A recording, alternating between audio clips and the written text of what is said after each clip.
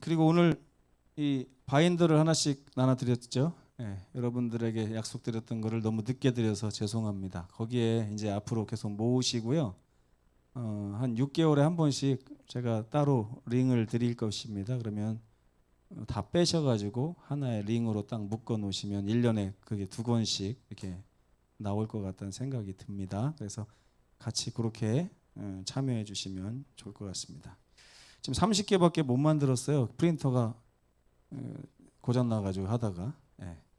그래서 오늘 내일 못 받으신 분들은 다음에 또 추가로 만들어 드리도록 하겠습니다. 오늘 우리 교회를 또 방문해 주신 인천에서 오신 손님이 계신데 성함은 나중에 좀 여쭤보기로 하고 일단 박수 먼저 크게 한번 쳐주시기 바랍니다. 네, 감사합니다. 이진희 사모님하고 같이 이렇게 오셨습니다. 이 발걸음이 종종 이어지기를 주님의 이름으로 간절히 바랍니다. 자, 이제 우리가 이번 기가 벌써 10과입니다. 10과. 2021년 두 번째 영원한 하나님의 언약에 대해서 지금 배우고 있습니다. 10번째 시간 새 언약. 결국에는 이 새 언약을 얘기하려고 이제까지 이렇게 달려온 것입니다. 이게 클라이막스고 하이라이트예요. 그래서 제일 중요한 그런 이야기를 좀 할 것입니다. 영원한 하나님의 언약이 결국에는 오늘날 우리들에게는 새 언약을 이야기하는 것입니다. 깨닫기, 느끼기, 행하기 다시 한번 복습해 보겠습니다. 깨닫기 시작. 새 언약이 옛 언약에 비해 갖는 우월성을 확인한다. 네. 새 언약과 옛 언약이 있는데 뭐가 더 우월하다고요? 새 언약이 더 우월하다는 것입니다. 그 이유 오늘 또 말씀드리겠습니다. 느끼기 시작. 더 나은 언약의 중보자가 되셔서 지금도 봉사하고 계신 예수님께 감사한다. 네, 이 약간 이중적인 중의적인 의미가 있는데요.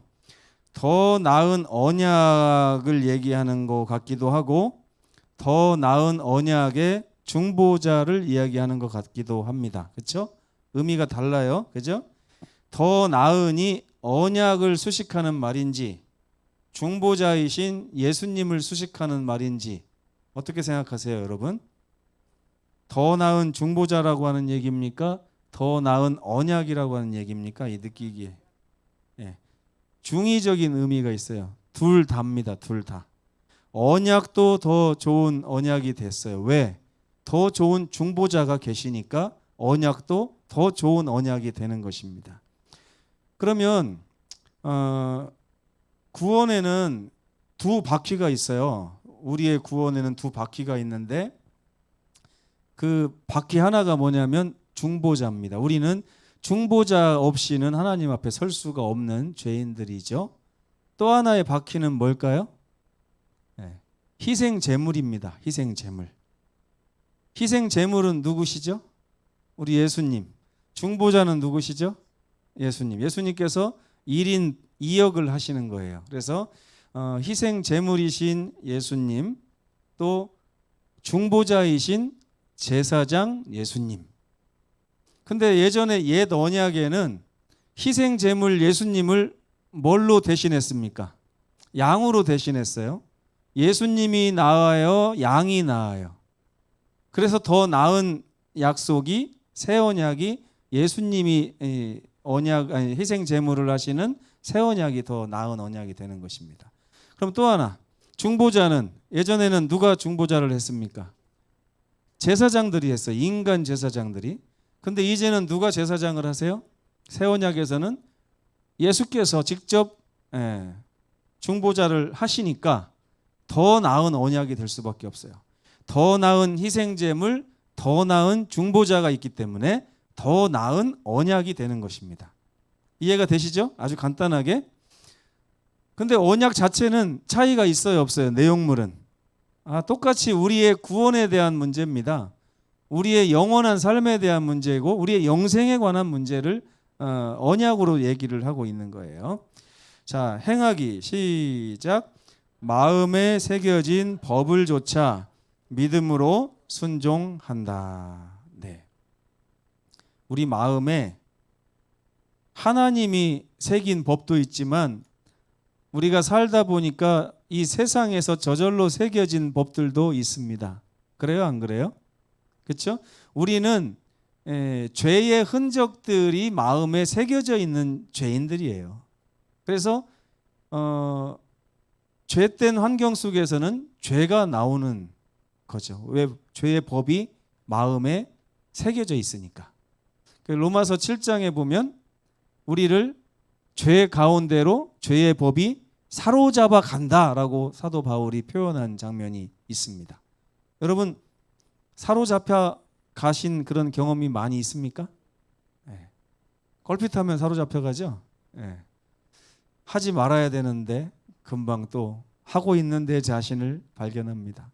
미워하지 말아야 되는데 금방 또 미워하는 내 자신을 발견하게 돼요. 저는 이 대한민국 법을 지키는 거는 그렇게 어렵지 않은 것 같아요. 그렇지 않으세요, 여러분?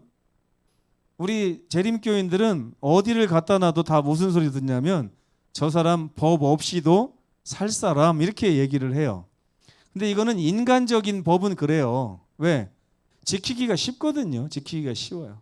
근데 하나님이 제시하시는 법은 지키기 쉽습니까? 어렵습니까? 예? 어려워요. 어려워도 보통 어려운 게 아니라 거의 불가능에 가깝습니다. 왜?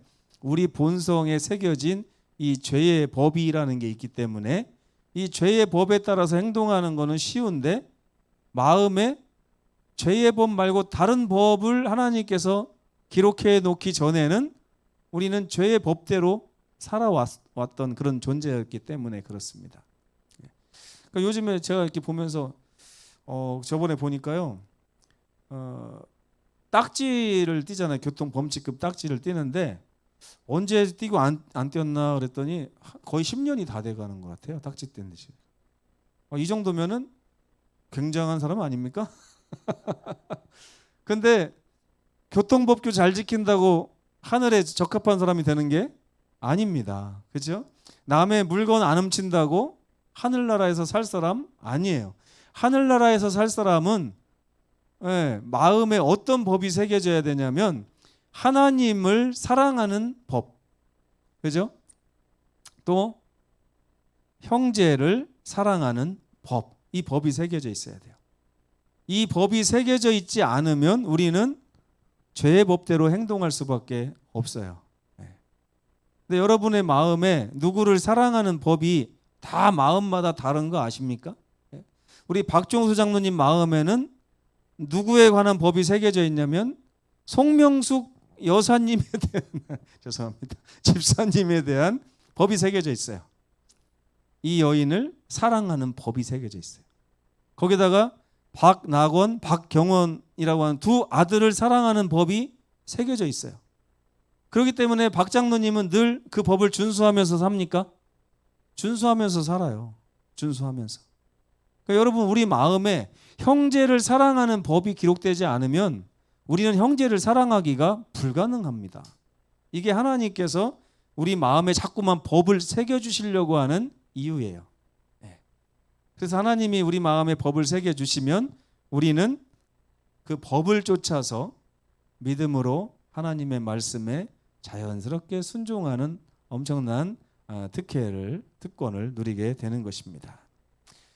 그래서 오늘은 이 교과의 하이라이트, 더 나은 언약이라고 하는 주제를 좀 정해봤습니다. 더 나은 언약 그러면 이 그림이 딱 떠올라야 돼요. 예수께서 십자가에 달려 돌아가심으로 인해서 여기서 보여주시는 그 사랑을 통해서 우리 마음에 예수님의 사랑이 기록되는 거예요. 저는 예전에 이 십자가를 보면 이런 생각을 했어요. 내 죄값이 치러졌구나. 그래서 나는 하늘나라 갈 수 있는 자격을 얻게 되었구나. 이 정도였어요. 근데 그 정도 깨닫고 나니까 문제가 생길까요? 안 생길까요? 문제가 생겨요. 어떤 문제가 생길까요? 첫째로 예수님이 내 삶의 어떤 도구 역할을 하는 것 같습니다. 구원받기 위해서. 그러니까 이런 거 있잖아요. 우리나라 말 중에 화장실 들어갈 때 다르고 나올 때 다르다. 그렇죠? 우리 집이 정말 이렇게 빚에 허덕이고 막 내가 갚을 수 없는 빚에 허덕이고 있는데 가만히 보니까 현 집사님이 내 빚을 갚을 만한 역량이 되는 것 같아요. 그럼 제가 그때부터는 누구를 바라봐요? 현 집사님만 바라보고 집사님이 아니면 전 죽습니다. 살려주십시오. 우리 애들 굶고 있습니다.부터 이거 막 하겠죠. 그리고 나서 집사님이 그 빚을 딱 갚아주고 나면 이제 집사님 생일 때가 되면 어떤 생각이 들어야 정상이에요? 생일 선물이라도 좀 사다 드려야 되겠다. 내가 능력이 닿는 한. 그렇죠? 근데 옆에서 누가 집사님이 너한테 그렇게 빚도 갚아줬는데 생일인데 그래도 수박이라도 하나 사갖고 가야지. 그랬더니 나 귀찮아 죽겠는데 내가 왜 가? 이렇게 하면은 이게 화장실 나와서는 마음이 달라진 거잖아요. 근데 우리가 예수님을 생각할 때 늘 그런 마음에 휩싸일 때가 많습니다. 안식일에 딱 와가지고 교회 와서 예수님을 보면 아이고 내가 예수님 때문에 빨리 죄값을 치르고 구원의 반열에 들어야지, 예수님으로 인해서 내 죄값을 치러야, 이렇게 하다가 안식일날 설교 잘 듣고 은혜 받고 딱 집에 가면 또 언제 그러냐는 듯이 예수님 없이 막 사는 거예요. 필요하지가 않아 예수님이. 근데 그런 예수님을 하나님이 우리에게 선물로 주신 것이 아닙니다. 그렇죠? 네. 남자와 여자가 결혼을 했는데 밥 차려줄 때는 여보 여보 하다가 남편이 배부를 때는 쳐다보지도 않는다고 생각을 해보세요. 이게 결혼 관계가 됩니까? 그럼 나중에 그게 이혼 사유가 될까요? 안 될까요? 이혼 사유가 되죠. 돼요. 그러면서 이제 아내가 뭐라고 할까요? 나중에는 내가 밥순인 줄 알아! 이렇게 이 말이 나와요. 저는 살면서 우리 어머니가 아버지한테 그 소리 하는 걸 몇 번 들었어요. 내가 밥순인 줄 아냐고. 그 얘기를 아버지한테만 하는 게 아니라 저희들한테도 했어요. 야, 엄마가 니네 밥순인 줄 아냐? 이렇게. 예레미야 31장 31절이 우리 기억절인데 오늘은 제가 히브리서 8장 6절을 한번 적어와 봤습니다. 한번 같이 읽어보겠습니다. 시작.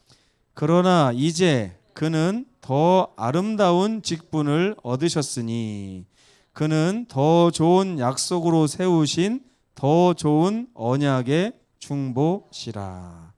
그가 더 아름다운 직분을 얻으셨대요. 그러면 이전에도 직분이 있었다는 얘기잖아요. 그렇죠?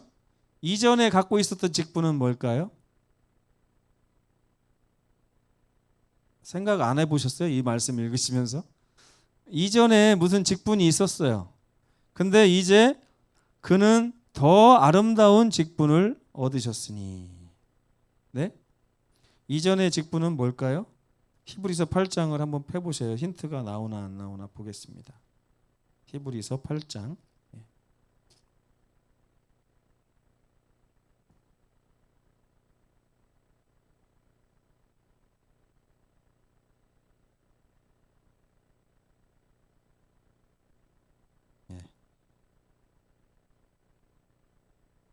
8장 4절에 보면 이런 말씀이 있습니다. 예수께서 만일 땅에 계셨더라면 제사장이 되지 아니하셨을 것이니 이는 율법을 따라 예물을 드리는 제사장이 있음이라. 네. 그들이 섬기는 것은 하늘에 있는 것의 모형과 그림자라. 모세가 장막을 지으려 할 때에 지시하심을 얻음과 같으니 이르시되 삼가 모든 것을 산에서 내게 보이시던 본을 따라 지으라 하셨느니라. 근데 이 말씀이 뭐냐? 여기를 보니까 이제 그는 더 아름다운 직분을 얻으셨으니 할 때 이전 직분이 있었다는 얘기가 아니었어요. 보니까 누구보다 더 아름다운 직분을 얻었다는 얘기예요. 땅에 있었던 인간 제사장들보다 더 아름다운 직분을 얻으셨다는 거예요. 그게 바로 뭐냐면 더 좋은 약속으로 세우신 더 좋은 언약의 중보자이신 예수님을 이야기하고 있습니다. 그러니까 이 지상의 성소는 모형이고요. 진짜를 만났을 때 이제 모형은 이제 그만 의미를 이제 내려놔야죠. 역할을. 그렇죠? 내려놓고 이제 진짜는 어디 있다고 했냐면 하늘에 있다라고 5절에 써 있어요. 그죠? 그들이 섬기는 것은 하늘에 있는 것의 모형과 그림자였다. 그러다 보니까 예수님께서는 지금 진짜 성소에 가서 봉사하고 계신 거예요. 진짜 성소에는 진짜 예물이 필요할까요? 가짜 예물이 필요할까요? 진짜 희생제물이 필요해요. 그죠? 이 지상생애의 성소는 하늘 것의 모형이기 때문에 가짜 그냥 상징하는 상징물인 양을 가지고 희생제물을 삼았어요. 그리고 이 땅에 있는 모형에서는 진짜 중보자가 아니라 인간 제사장이 중보의 역할을 하면서 누구를 나타냈어요? 예수님을 나타냈어요. 예수님께서 이제 부활하시고 하늘에 올라가서는 어떤 일을 하신다고요? 희생 제물도 예수께서 진짜 단번에 예수께서 들어가셨고, 그 다음에 제사장, 대제사장의 역할은 예수님께서 지금 이제 진짜 대제사장으로 일하고 계시다고 하는 사실을 이 성경절이 이야기를 하고 있습니다. 그렇기 때문에 이 언약은 옛 언약보다 훨씬 더 나은 언약이다라고 이야기를 하는 것입니다. 서론을 얘기하다가 시간이 벌써 15분이나 지났습니다. 1번에 보면 언약과 구원이라고 하는 주제를 제가 써놨어요. 그냥 좀 읽어볼게요. 하나님과의 언약 관계로 들어가는 것을 곧 구원이라 말하는 것입니다. 이해가 되세요, 여러분? 네. 자, 아까 제가 현 집사님 얘기를 들었어요. 마치 제가 지고 있는 빚을 갚아주는 것이 저에게 구원이다라고 저는 이해를 했던 거예요. 그죠? 그런데 성경에서 말하는 구원은 그게 아닌 거예요. 현 집사님이 내 빚을 갚아줄 능력이 있기 때문에 빚을 갚아줄 때까지만 나의 구세주가 아니라 빚을 갚아줄 능력이 물론 있지만 나에게 있어서 중요한 것은 내 빚을 갚아줄 그 돈이 필요한 게 아니라 지금부터 영원까지 나를 책임질 능력자가 필요한 거예요. 그렇죠? 여러분 한번 생각해 보세요. 현 집사님이 염 집사님하고 결혼을 했습니다. 현 집사님이 염 집사님을 책임지려고 지금 살고 있어요. 그죠? 몇 년이나 책임질 수 있습니까? 몇 년? 네? 평생? 네. 죽는 날까지예요. 죽는 날까지. 50년, 100년, 길어야 100년 안 돼요. 그죠? 결혼 딱 해봤자 100년 해로라고 말만 하지 실제로 결혼하고 나서 100년 동안 같이 늙어가는 사람 없습니다. 그렇죠? 우리 지상에서의 남편은 100년도 안 되는 한 70년짜리 배우자예요. 근데 여러분 우리는 영생을 원하잖아요. 영생. 10,000년을 살 것도 아니고 10만 년을 살 것도 아니고 1억 년을 살 것도 아니고 끝없이 같이 살으려면 우리 스스로 여러분들 한번 살아보세요. 혼자 살기가 쉽습니까? 어렵습니까? 네? 저희 집사람이 진짜인지는 모르겠지만 맨날 당신 건강관리 잘하라고, 나 당신 없으면 이 세상 우리 어떻게 하라는 얘기냐 그러면서 건강관리를 잘하래요. 이 얘기는 뭐냐면 혼자 살 수 없다는 얘기예요. 누군가가 서로 도와가면서 나를 영원토록 이게 책임져 줘야 돼요. 하나님께서 예수님 우리에게 선물로 보내신 이유는 그분께서는 우리를 영원히 책임지실 수 있는 능력이 있기 때문입니다. 문재인 대통령 여러분 얼마나 책임져 줄 것 같습니까? 네? 얼마 책임 못 져요. 그렇죠? 아무리 훌륭하다고 해도 마찬가지입니다. 우리 예수님을 만나면 우리 예수님은 살아계신 예수님이라고 그래요. 결코 돌아가시지 않죠. 지금부터 영원까지 우리를 책임지실 수 있습니다. 여러분 앞으로 50년 동안 재미난 일만 하면서 살 자신 있습니까? 저가 나이가 이제 50도 안 됐는데도 벌써 세상이 재미가 없어요. 롤러코스터 재밌던 거 벌써 언제든 기억도 안 나요. 내가 옛날에는 저거 타고 재밌어 했었는데 요즘에는 TV에서 막 연예인들 그거 타는 거 보면 어우 저걸 왜 타냐 이러고 있어요 제가. 예? 맛있는 거 먹는 거 언제까지 우리 삶의 기쁨이 될까요? 예? 저희 어머니가 아프셔가지고 밥을 하루에 딱 한 숟가락 한 끼에 이만큼 드시는데 그것도 억지로 안 먹으면 죽으니까 삼킬 때마다 아프고 소화도 안 되는데 계속 이렇게 드시는 거예요. 어쩔 수 없이 안 죽으려고. 먹는 게 즐거움이 될까요? 안 돼요. 여러분 이 세상에 우리에게 영원한 게 없어요. 근데 예수님이 계시면 예수님은 날마다 우리에게 맛있는 거를 더 주실 수도 있어요. 하늘에 가면 얼마나 맛있는 게 많을까요? 날마다 흥미진진한 삶을 우리에게 주실 수 있습니다. 그래서 구원은 내 빚을 갚는 게 구원이 아니고요. 나와 함께 영원히 살 그 분을 만나는 게 구원입니다. 구원. 그렇죠? 그 옆에 이렇게 부부끼리 앉으신 분 한번 쳐다보세요. 당신이 다가 아니요. 이렇게. 네? 당신 믿고 살아봤자 100년도 못 살아요. 맞죠? 맞아요. 우리는 영원하신 예수님을 우리 옆에 모셔야만 그때부터 영생이 오는. 영생이요. 무슨 내가 선을 많이 행하고 점수를 잘 받아서 합격을 하면 하늘에 들여보내주고 이런 개념이 아닙니다. 구원은 언약과 관계가 있어요. 예수님과 내가 하나님과 내가 영원한 동반자로 언약 관계에 딱 들어가면 그걸 구원이라고 그래요. 그럼 그때부터는 내가 육신이 약해서 병들어 죽는다 할지라도 우리 남편이신 예수님은 어떤 능력까지 가지고 있어요? 나는 부활이요 생명이니 나를 믿는 자는 죽어도 살겠고 살려주셔서 영생하도록 하시겠다는 얼마나 든든합니까? 그죠? 이게 우리의 소망 아니에요. 왜 우리에게 소망이 됩니까? 이렇게 든든하신 분이 내 남편이기 때문에 소망이 되는 거예요. 이렇게 든든하신 분이. 여러분 살면서 배우자 자랑 좀 많이 해보고 사셨습니까? 아니면 아버지 자랑, 어머니 자랑 좀 하고 사셨습니까? 제가 참 불행했다고 생각하는 이유 중에 하나는 어렸을 때 어머니, 아버지를 자랑할 만한 그런 분들이 아니었어요. 너무 연약하고 돈도 없고 왜소하고 막 그래가지고 오죽하면 저희 동생이 학교에서 두드러 맞으면 아버지한테 안 가고 저한테 와요. 저한테 때려주라고. 저거는 일찍부터 아버지는 못 믿겠다. 내가 스스로 강해져야지 하고서 학교에를 막 이렇게 좀 사납게 다녔던 것 같아요. 막 그러면서 누가 막 하면 눈으로 막 이기고 공부면 공부 뭐 지고 싶지가 않아요. 제가 지면 내 동생은 누가 지켜줄 사람도 없는 것 같고 막 그랬습니다. 여러분 언약은 관계잖아요. 구원도 관계입니다. 예수님 손 붙잡고 있는 게 구원이에요. 근데 십자가가 왜 필요하냐?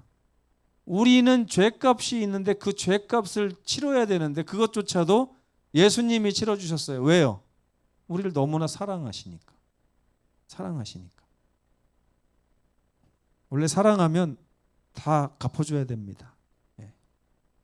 제가 결혼하기 전에 어떻게 하다 보니까 빚이 좀 있었는데 결혼하고 나서 싹 갚았습니다. 저희 집사람 가져온 돈으로 싹 갚았어요.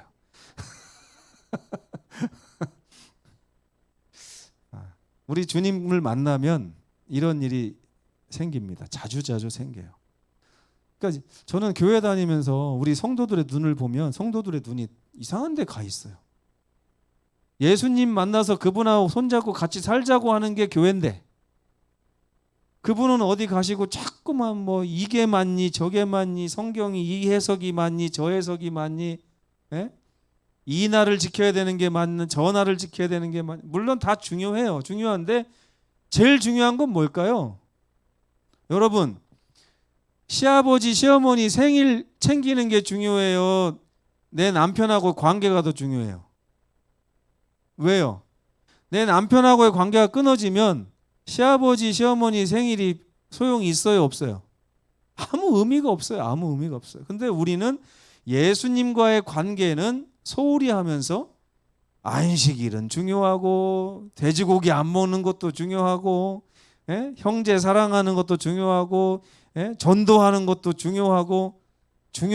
왜 안 중요하겠어요? 근데 이거는 결혼한 사람들한테만 중요한 게 추석 명절이고 제삿날이고 그렇잖아요. 그죠?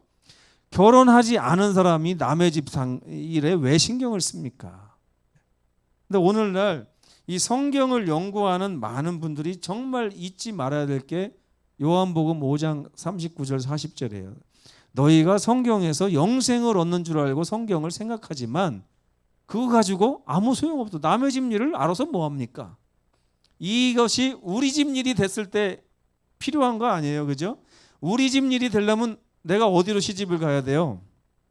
예수님을 만나서 예수님과 손잡고 예수님 가정에서 내가 그 하나님 가문의 일원으로 살아갈 때 이것이 의미 있는 거 아니겠습니까?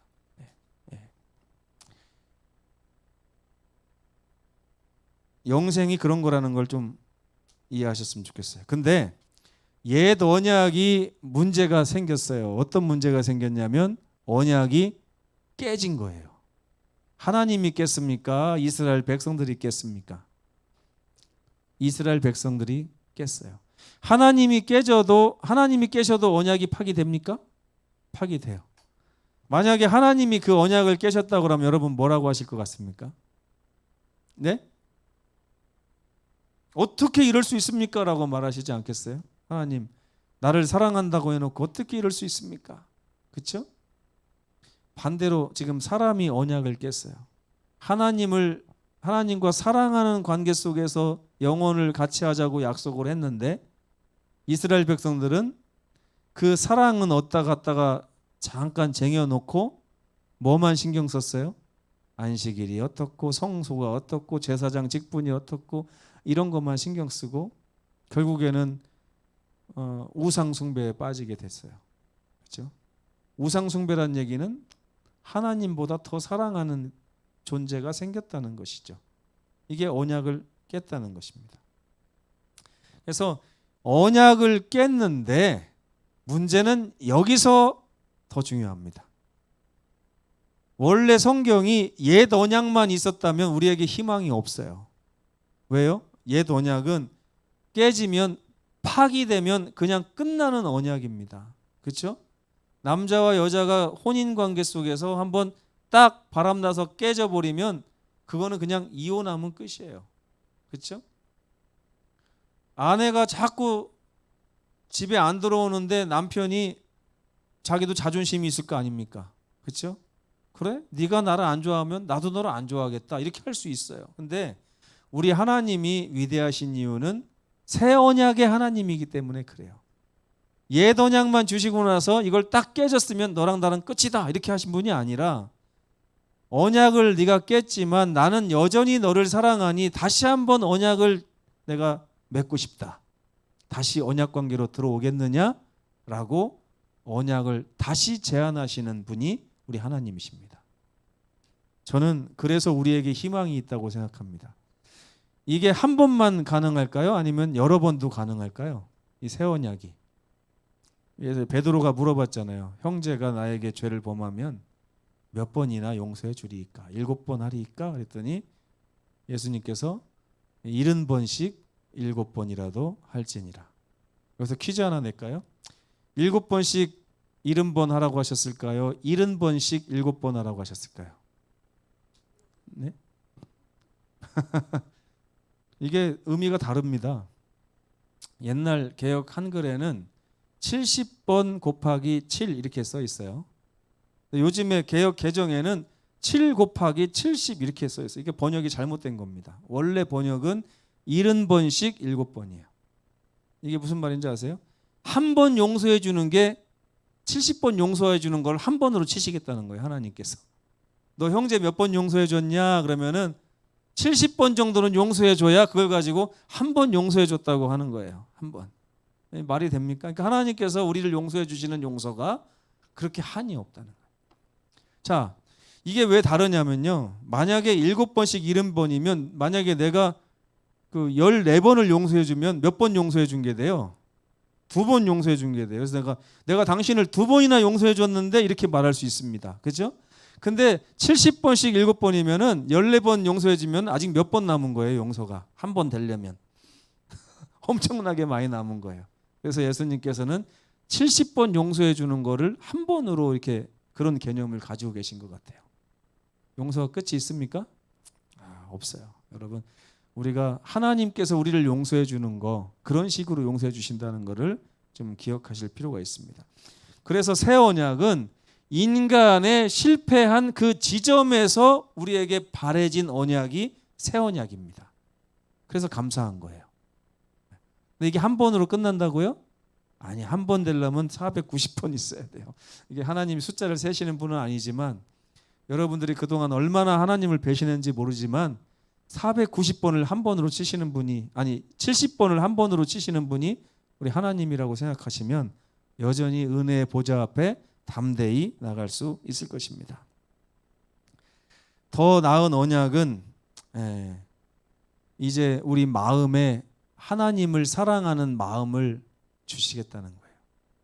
결혼을 했는데 이 여자가 나를 사랑해서 결혼한 여자가 아니라는 걸 하나님이 다 아세요.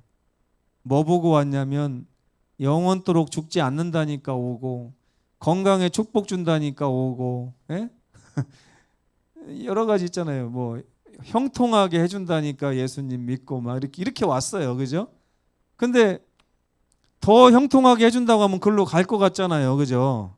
더 돈 많이 준다고 하면 가고, 더 건강하다고 하면 갈 거 아니에요. 근데 그렇게 해서 이스라엘 백성들이 실패를 한 겁니다. 예수님을 사랑의 관계 속에서 모신 것이 아니라 뭔가 예수님한테 좋은 걸 얻어내려고 예수님과 관계를 맺다 보니까 나중에 이방 사람들이 우상 섬기는 걸 보니까 와, 그냥 이스라엘에서 부르는 곡은 늘어지는데 그쪽의 노래는 왜 이렇게 신나고 좋아요, 막 BTS처럼, 그죠? 그리고 우리는 맨날 이렇게 검소한 옷을 입고 다니는데 이방 민족들은 얼마나 치렁치렁하게 막 화려하게 하고 다니는지 거기에 시선이 가는 거예요. 왜 그런 현상이 오냐면 남편을 사랑하는 마음이 없어서. 그래서 예수님께서 새 언약 때는 뭐라고 하시냐면 이제 예전처럼 하지 않겠다. 내가 그들의 마음에 나의 법을 기록하겠다. 어떻게 해요? 십자가를 통해서 내가 당신을 이렇게 사랑합니다 라고 하는 것을 더 보여주시는 거예요. 얼마나 우리를 사랑하시는지. 제가 마음이 약간 이렇게 뭐라고 할까요? 저 30살 되기 전에 울었던 기억이 딱 한 번밖에 없어요.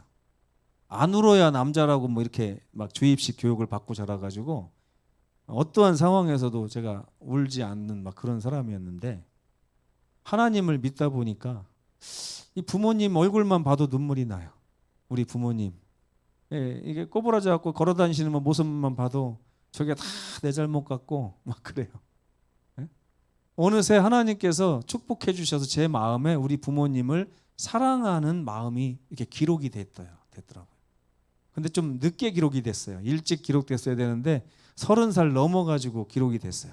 나중에 결혼하니까 저희 집사람이 당신은 결혼하고 나서 효자가 된 것 같아요, 이래요. 진짜 맞아요. 제가 결혼하고 나서 애들 키우고 그러다 보니까 효자가 되더라고요. 부모님 마음이 읽혀지면서. 그래서 하나님께서도 십자가를 통해서 내가 너에게 주려고 하는 것은 재산도 아니고 생명도 아니고 즐거움도 아니고 건강도 아니고 뭐다? 내 자신을 너에게 주고 싶은 것이다. 호세아 2장에 그 말이 나와요. 내가 너에게 다시 한번 장가들겠다. 하나님께서. 장가든다는 얘기는 완전히 우리에게 하나님이 자신을 다 주신다는 얘기입니다. 그래서 그분이 원래부터 제공하신 언약은 동일하지만 옛 언약은 깨져버렸고 다시 한번 재차 맺으신 언약이 새 언약인데 이 새 언약은 더 좋은 언약이고 더 우리에게 가까이 오시고자 노력하신 하나님의 언약이라고 하는 사실을 기억하셨으면 좋겠습니다. 무엇이 다르냐? 쉽게 말하면 이거예요. 아까 설명드렸어요. 동물의 피 대신 예수님의 피. 인간 제사장 대신 예수님이 직접 대제사장으로 봉사하신다는 것. 그리고 이 세상에서 장막 성전이 아니라 하늘에 있는 원래의 성전에서 그 중보 사업을 하고 계시다는 것이 다른 점입니다. 그래서 구약 성소의 중심은 아까 제가 양팔 날개라고 했죠. 양팔에 있는 날개. 하나는 희생, 하나는 중보입니다. 성소의 중심이 딱 두 가지가 있어요. 동물이 희생되고 그 피를 제사장이 성소의 휘장에 뿌리는 것입니다. 근데 이제 예수께서 십자가에 달려 돌아가셨기 때문에 피가 흘려졌나요? 흘려졌어요. 그럼 더 이상 양의 피가 흘려질 일이 있어요, 없어요? 이제는 양의 피를 흘릴 필요가 없어요. 그래서 하나님께서 이스라엘의 성소 제도를 지금까지 이어지게 하지 않고 휘장을 쫙 예수님 돌아가셨을 때 갈라지게 함으로 그 성소 제도의 종막을 딱 말씀하신 것입니다. 이제 필요 없으니까요. 왜? 진짜가 나타났으니까. 진짜 피가 들어졌기 때문에 더 이상 가짜 양의 피는 필요가 없다. 그러면 제사장들은 이제 직업이 다른 직업을 찾으러 가야 돼요. 왜? 더 이상 양 잡아서 먹고 살 일 없어요. 그렇죠? 이제는 다른 직업. 이제 그거는 누구만 하는 일입니까? 이제 우리 예수님만 하시는 일이에요. 그래서 예수님은 이제 희생 제물의 역할을 마치시고 대제사장의 직분을 맡으셔서 하늘 성소에서 우리를 위해서 중보하고 계신 것입니다. 마무리해 보겠습니다. 구원은 하나님과의 언약 관계를 통해 이루어집니다. 하나님께서는 우리와 영원히 파기되지 않는 관계를 맺기 원하십니다. 하나님만 원해서 되나요? 우리도 그걸 원해야 되겠죠. 근데 그게 잘 안 되기 때문에 하나님께서는 우리 마음에 십자가를 통해서 하나님을 사랑하는 마음, 우리를 사랑하신 하나님의 마음을 보여주신 것입니다. 우리가 아무리 실패한다고 해도 여전히 하나님께서는 다시 우리를 언약 관계 속으로 부르십니다. 옛 언약에서 표상하던 희생 제물과 제사장의 역할이 이제 진짜 희생 제물, 진짜 대제사장으로 역할이 이양이 되었습니다. 그래서 이 지상의 성소는 더 이상 소용이 없게 되었죠. 예수께서는 자기 피를 단번에 들이시고 이제 하늘 성소의 대제사장이 되셔서 우리를 위해 중보하고 계십니다. 그 예전에 이스라엘 백성들은요, 죄를 질 때마다 양 한 마리를 끌고 성소로 갔습니다. 가서 자기 손으로 양을 잡고 안수하고 그 피를 제사장이 갖다 휘장에다 딱 뿌리면 너 이제 용서받았으니 평안히 가라 하는 말을 들었어요. 그래서 죄 짓고 나면 늘 성소에 가서 양을 드리고 양에게 자기 죄를 다 옮긴 다음에 죄 없는 몸으로 나오는 이 일을 죄 질 때마다 반복을 했습니다. 오늘날 우리는 어떻게 하면 좋을까요? 저는 예전에 죄 질 때마다 예수님한테 나아가서 예수님 그 피를 저에게 좀 나눠주십시오 해가지고 이렇게 처리해야 되는 줄 알았어요. 그렇게 배웠거든요, 예전에. 근데 그게 아니고요. 예수님 손 붙잡고 예수님 다 해주세요. 이게 중요하더라고요. 예? 그때 죄 하나 질 때마다 오늘 나 거짓말 한 번 했으니까 예수님 피 한 방울 필요하면 이런 게 아니에요. 그냥 예수님이 옆에 계시면 저의 모든 문제가 다 해결됩니다. 주님께서 나를 위해서 희생을 치르셨기 때문에 저는 예수님만 믿고 있겠습니다. 이게 신앙이더라고요. 이게. 예전에 저한테 우리 신학과 다니던 친구가 이랬어요. 너 회개하지 않은 죄 몇 개 남았니? 이러더라고요. 그게 다른 말로 하면 무슨 말이에요? 너 깨끗해지려면 보혈이 몇 방울 필요하니? 이런 얘기더라고요. 그래서 제가 세느라고 정신을 못 차렸어요. 아무리 세도 이게 없어지지 않더라고요.